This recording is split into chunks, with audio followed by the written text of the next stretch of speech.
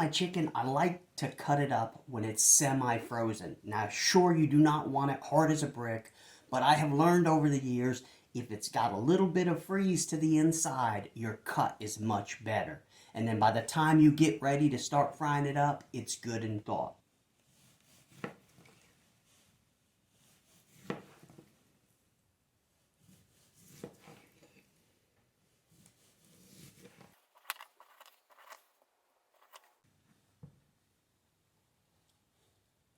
Like such. Notice how firm that is. That nice frozen section, look at the cut you get with that. Having this semi-frozen, you get a wonderful cut. As I get into these larger pieces, I'm going to go ahead and halve them.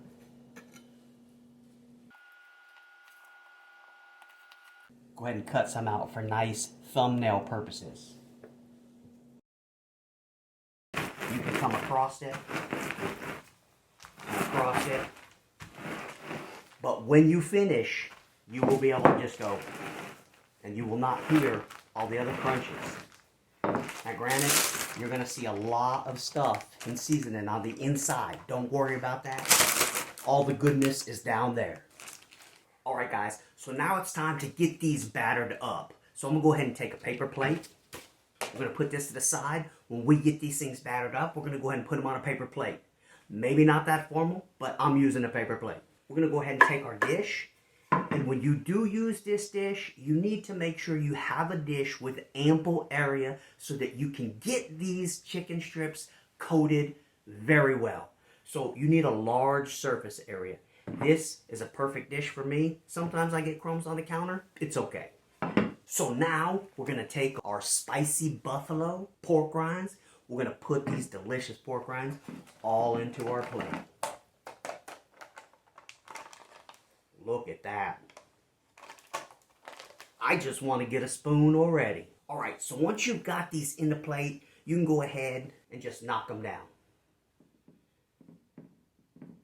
Because we're just going to want an area that we can drop it down in and cover it up. The next step is where the magic happens in this recipe. So let's go there.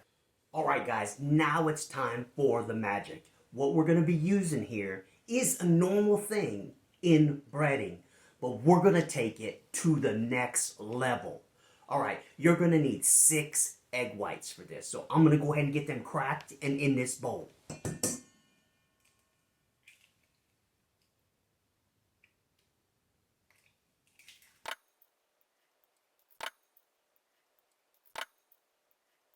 Alright guys, I know what you're probably thinking. 6 egg whites is a lot. But for this particular method on this recipe, you need extra egg whites.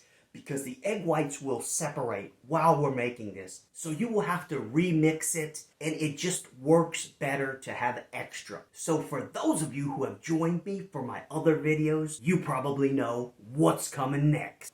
The Toastmaster 4000. This thing is a beast. Let's get these eggs mixed up.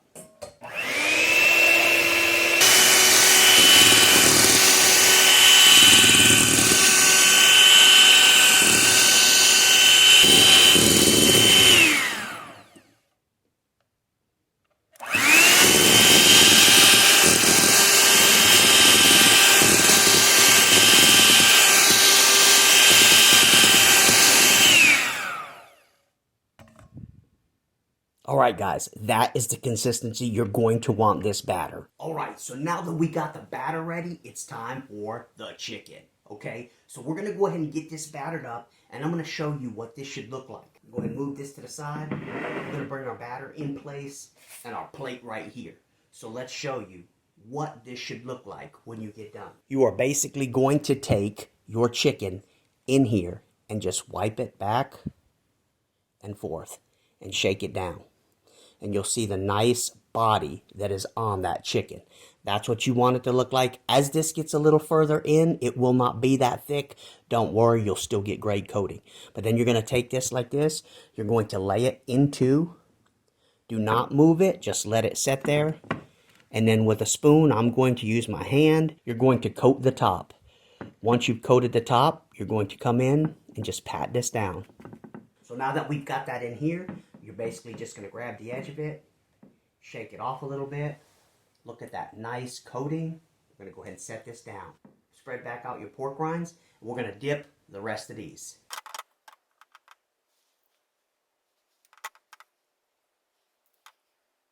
Now, because of this batter, I do recommend using some. We're just going to get these bad boys put in there.